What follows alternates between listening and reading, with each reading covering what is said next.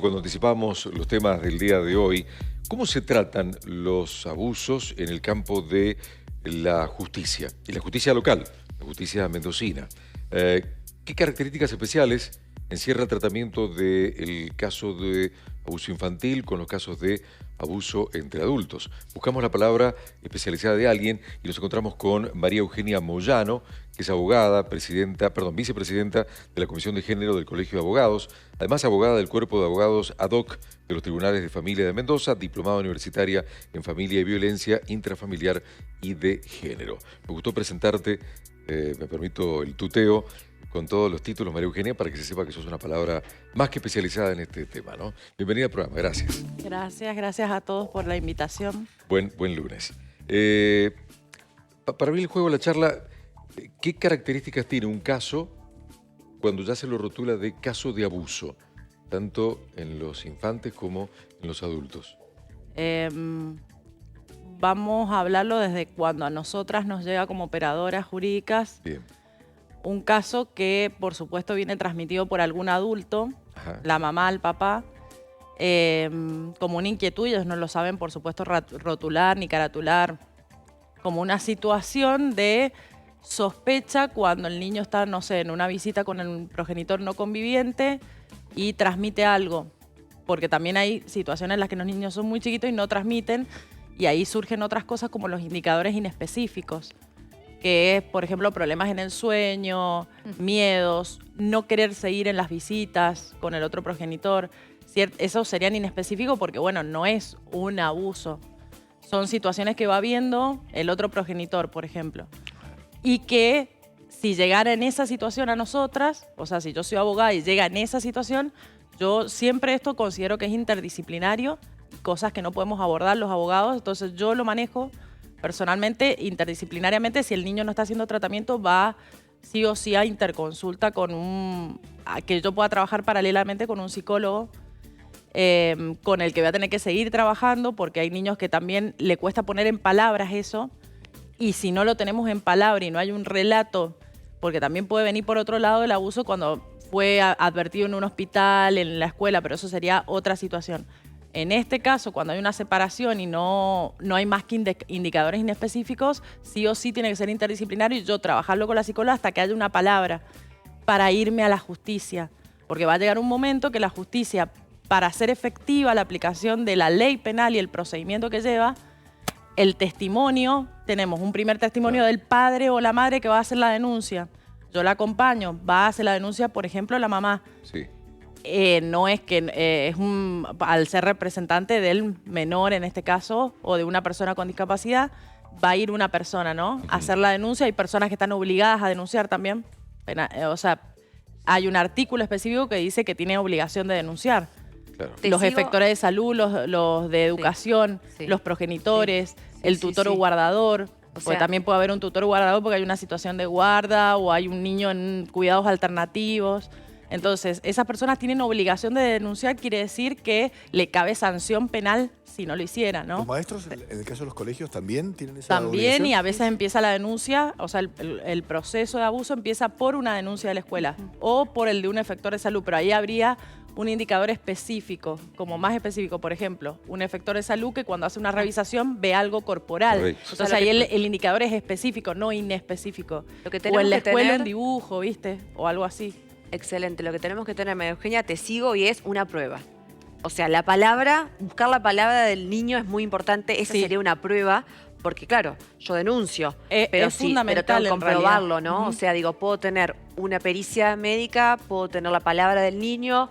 ¿Qué más? O sea, ¿qué tengo que tener yo como progenitor para decir mi hijo está siendo abusado y poder ir por la No, causa ante penal? primeros indicadores inespecíficos, que son los que dije yo, alteración del sueño, relatos que no tengan sentido con la edad, porque un niño de 3 o 4 años no va a decir ciertas cosas, o interactúa con otros niños, como por ejemplo dándose besos, tocándose con otros niños, eso que lo puedes ver como... y a veces no está en la palabra o no lo puede decir, o tenemos todo ese margen que hay que va paralelo a esto, que es lo del silencio. porque lo que le llaman la ley del silencio, como el silencio aprendido, es un miedo a que le haga daño a sí mismo, ese abusador, o a por ejemplo, le voy a hacer tal cosa a tu mamá. O sea, hay un miedo que impide el relato, pero el relato, si no llegase, porque también he tenido situaciones, por ejemplo, una de una niña que tenía un principio de autismo, entonces era muy difícil el acceso ahí a la palabra. Te entiendo. Entonces tenés el relato de la mamá, con el relato de la mamá sola, con el de la no va a haber condena seguro, ni siquiera avanza la etapa de instrucción. Volvamos, entonces, pero quiero entender, ante los primeros indicios, ¿yo qué puedo hacer? Yo puedo denunciar ante indicios de mi hijo, ¿no? Esto que vos estás diciendo. Yo observo esto, ¿yo qué hago? ¿Como mamá o como papá? O sea, ¿Cuál es el primer paso? ¿Ir al médico? Claro, irte denuncia directo, no. Ya vamos a cuando ya haya un indicador y yo el camino que recomiendo, pero digamos, irte directo a una denuncia solo con ese relato que yo te decía, me parece que porque no se quiere ir con el padre es tal cosa, no.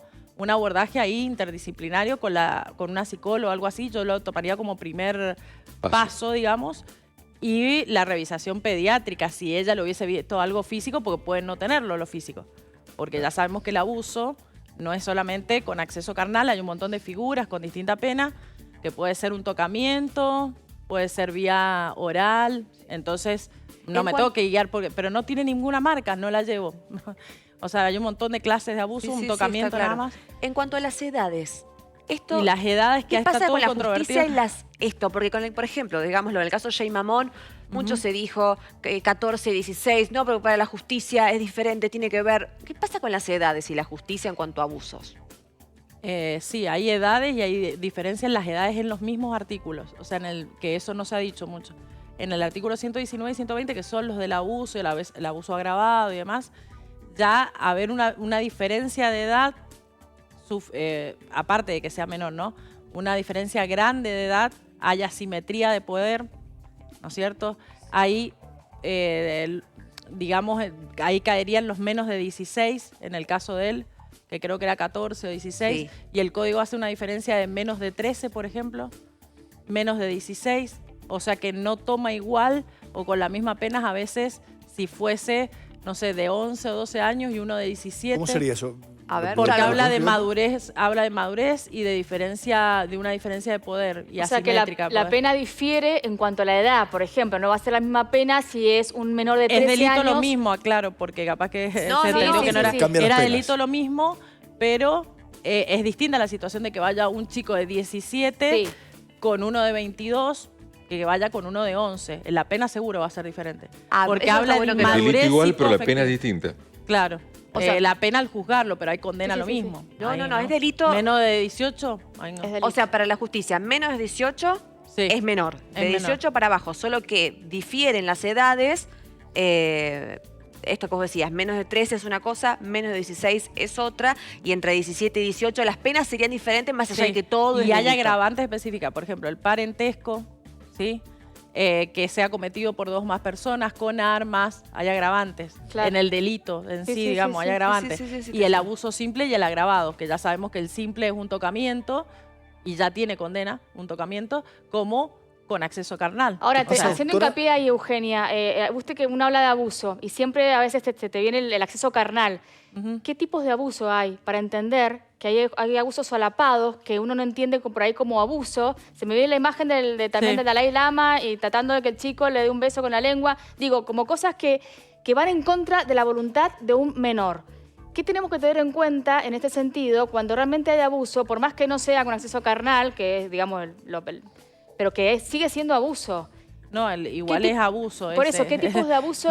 No sé en el país donde estaba el señor, pero... Claro, ¿en qué tipo de alarmas como tener en cuenta? son delitos contra la integridad y la voluntad. Antes se decía que eran delitos contra la honestidad. En el viejo código, cuando se veía que se resguardaba la honestidad y era todo asociado también a esa discriminación entre hombre y mujer, la mujer honesta, el de mantener... Bueno, ahora se llaman delitos contra la integridad sexual. O sea, protege la integridad físico-sexual de la persona y contra la voluntad. Entonces, en ese caso, no se podría hablar por la diferencia de edad, porque hay una asimetría de poder. Para él es un líder religioso, como el caso de los curas. Claro, por eso te lo puse como ejemplo. Y no podemos decir que ese nene tenía... Pero él tuvo la voluntad de darle un beso. ¿Qué pasa cuando se da entre el mismo grupo de niños? O sea, cuando ha pasado que hay abuso dentro de menores, digamos, ¿no? Un primo, un hermano más grande con uno más chico, digamos. ¿Qué pasa en ese caso? Ahí condena lo mismo. Yo tuve uno de un primo a una prima más chiquita. ¿Pero qué edad es? Igualmente, por supuesto, después eso va por otro carril penal cuando el autor es menor y tenga que ir, no sé, en todo el sistema penal juvenil por otro carril, digamos, pero no quiere decir que no tiene condena. Claro. Alguien de 16 que abusa de una nena de 9. María Tiene Eugenia. condena, va por otros carriles con otros jueces, pero sí tiene que haber denuncia, sí tienen condena, sí es abuso lo mismo, aunque sean dos menores. María Eugenia, estamos hablando del primer procedimiento, la primera parte del procedimiento, en el caso de abusos en niños o niñas. ¿Qué pasa entre adultos en cuanto a qué debe mostrar, qué debe reconocer, además de la historia, una persona adulta que dice ser abusada? Ahí tengo como más casos, porque siempre el abuso infantil es como, a veces empieza por otros efectores, la denuncia, digamos, como la escuela.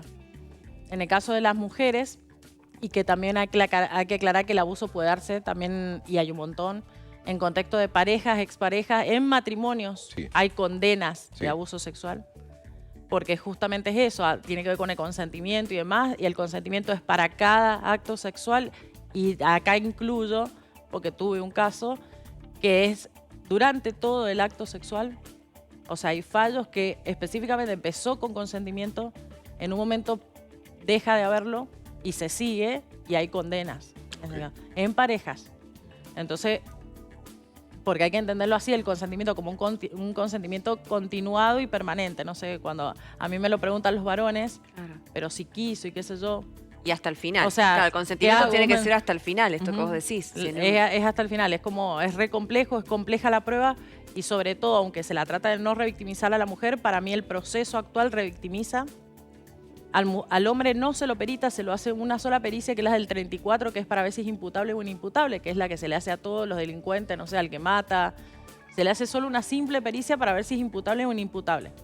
A la mujer el proceso pericial en un abuso no es menos de 4 o 5 procesos intensos, de hora, 2 horas, de hacerle pericias con distintas técnicas, no menos de 5 veces tiene que ir. En ese proceso sostenerlas, acompañarlas un montón. ¿Esto tiene que ver por la sociedad en la que vivimos todavía? Estas diferencias que vos decís.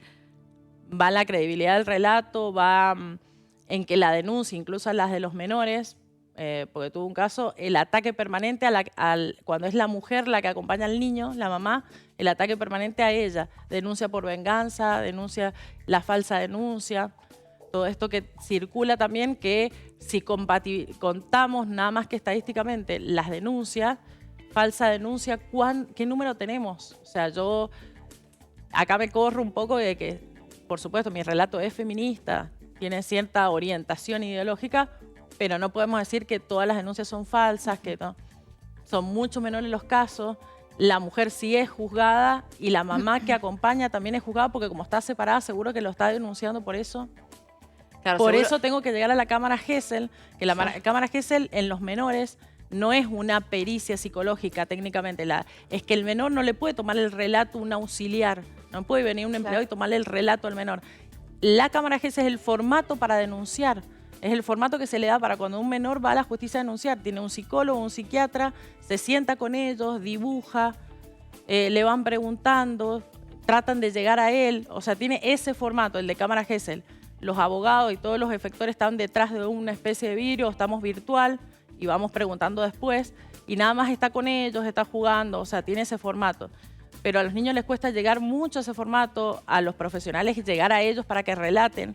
Y al primer traspié de mi mamá me dijo que acá dijera la verdad, ponele, la defensa, un relato que está contaminado, que viene de la madre impuesto, es todo un tema, o sea, y es la prueba fundamental, aunque tengas todos esos indicios que dijimos de la alteración del sueño, todo eso, una cámara Gesell dudosa es sobreseimiento después. Se piensa, digamos, que la mujer está poniendo al niño para defenestrar al marido, para... No te sirven los testigos que vos lleves no sé, 5 o 6 testigos que hablen, no sé, mal de él. Porque es técnico, o sea, en penal tiene que comprobar el abuso, el tocamiento, el acceso, hay que probarlo.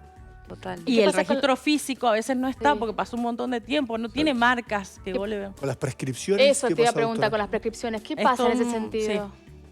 Sí. ¿Cómo estamos ahora, digamos? Sí. Porque viste que dice la ley Piazza y atrás de la ley Piazza hubiera un montón de leyes chiquitas o menos mediáticas. Sí. La ley, antes tenías una cantidad de tiempo determinada, ponerle 12 años para hacer la denuncia. Imagínate que si era un menor de 6, le prescribía incluso a veces antes de ser mayor de edad para poder seguir el trámite. Lo que hace la ley Piazza es que esos años los empecé a contar cuando tiene 18 y tenga todo ese tiempo. Pero ¿qué falta? Digamos, hubieron otras leyes que ampliaban esa situación, digamos, que te dejaban denunciar como más allá. Pero en este momento el problema que hay es de los delitos.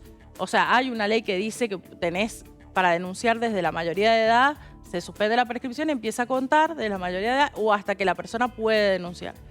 Esa ley la tenemos. El problema es que las leyes, hay un principio que se llama irretroactividad. No me puedo ir para atrás. Entonces, ¿qué pasa con los delitos de antes de esa ley? Por ejemplo, en el chico que creo que ahora tiene 30. Respecto por ahí, el caso de Mamón. El de Mamón tiene 30, ponele. Sí. Me voy para atrás, pero me puedo ir para atrás hasta el 2015. Y si a él lo abusaron en el 2010, lo que quieren hacer, y es la ley que faltaría, pero es todo un tema, porque es un tema político, la ley que faltaría es que fueran no se aplicara esa irretroactividad que es constitucional y fueran como los delitos de lesa humanidad. Claro. Que los delitos de lesa humanidad son imprescriptibles. Bueno, el abuso no es imprescriptible. Yo te quiero preguntar, prescribe la acción. Eugenia, te sigo. ¿Qué pasa con esto? Con el paso del tiempo y personas que no tienen ninguna prueba, pero que fueron abusadas. Y tienen ganas, esto de que la víctima habla cuando puede, como puede. ¿Qué pasa con el paso del tiempo y personas que dicen, yo fui abusada por tal persona que vive, pero no tengo cómo demostrarlo? Sí, está más que claro, porque aparte para mí hay un registro psicológico que no se pierde con el tiempo. O sea, la tenés que someter a pericia. Pero yo me arriesgaría, si te lo digo ahora, que no está esa ley y que no la tenemos, yo arranco el proceso igual y planteo la inconstitucionalidad de la irretroactividad, a ver si camina.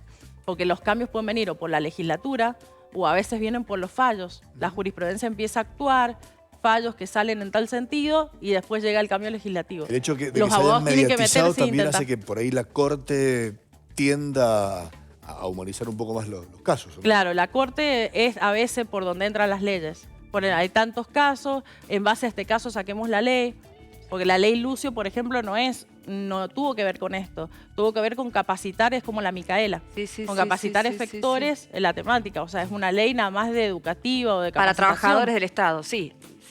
¿Qué pasa con el acompañamiento para las personas que fueron abusadas, que están siendo abusadas? Que sepan que hay un respaldo, quiero que lo digas vos, que hay un acompañamiento psicológico, legal, social, que pueden acudir a eso, porque la gente tiene que saber que hay respaldo, que si uno va a buscar ayuda... En las mujeres hay un poco más de dispositivos. La Dirección de la Mujer de la provincia de Mendoza, que depende del gobierno de la provincia, o las áreas de la mujer municipales. Se tiene que ir a la municipalidad a buscar el área de la mujer. Ahí hay abordaje interdisciplinario y hay como bastante contención en abuso o en maltrato, lo que fuese. En la mujer hay más dispositivos, en los menores es más... En los menores están yendo por su obra social y a veces no la tienen, o efectores públicos, es el psicólogo del centro de salud, o sea, no hay mucho dispositivo en los menores. Debería haber. Debería haber. Y en las escuelas, que por supuesto está el gabinete que acompaña, pero lo acompaña al niño en la escuela, en el proceso que le va a implicar en la escuela esto. Pero sí, hay un gabinete siempre, en todas las María Eugenia, pero si ahora nos está viendo un papá, una mamá, y dice, mi hijo está siendo abusado, sospecho, o me lo está diciendo, ¿a dónde va corriendo? ¿A quién le pide ayuda? Ahora. Y el primer lugar, y después los pasos para denunciar, aparte de esto del abordaje, que ya lo dije, porque eso es como re imprescindible, porque a veces no hay relato, y yo los mando a la psicóloga y empieza a ver ese relato. Entonces, para mí es imprescindible, por eso lo repito. Las mandaría no a la comisaría, que fueran a la unidad fiscal a hacer la denuncia. Yo les digo que vayan al polo penal, que está atrás de la cárcel, o sea, donde está Boulogne-sur-Mer y Plantamura, atrás, que es el nuevo edificio del Polo. Polo penal, unidad fiscal la de violencia de género, la de delitos sexuales en este caso. Hay una unidad fiscal especializada. La gente que te atiende está especializada en eso, los fiscales también, y si yo fuera una comisaría, ponerle que le queda más cercana, ¿no? y hace la denuncia, ese expediente a las 2 o 3 semanas va a ir ahí, a la Fiscalía de Delitos Sexuales. Entonces, es ir ahí, que es donde va a estar el expediente, y la denuncia formularla ahí, porque hay otra contención. Pero lo está diciendo muy bien y muy claro. Qué bueno que es que ante estos casos que son absolutamente críticos, vayas a un lugar donde te atienda gente especializada. No, el lugar es más... El lugar es otra cosa. O sea, las comisarías sabemos lo que es. O sea, se va a encontrar con gente que va a la comisaría por otra cosa. No es la situación para ir. Y no tiene que ir la mamá, esa mamá, papá, el adulto, no tiene que ir a hacer la denuncia con el menor. No hace falta que lo lleve. Eso, o sea, esa exposición es ahí al cohete porque no lo van a intervenir ahí. Hay confidencialidad. Mucha gente dirá, no voy a ir, me voy a exponer al menor, que es mi hijo, mi hija. Y al menor no lo expone, justamente no llevándolo ahí, y que vaya solo a la cámara Gesell. No lo tiene que llevar porque no es necesario llevarlo ahí. Okay. Muy bien, perfecto. Gracias, María Eugenia, por haber venido y por darnos claridad a este tema que hay que comprometerse y hay que saber, para justamente saber cómo actuar ante estos casos. Bueno, gracias. Un placer. María Eugenia. Gracias. Hasta pronto.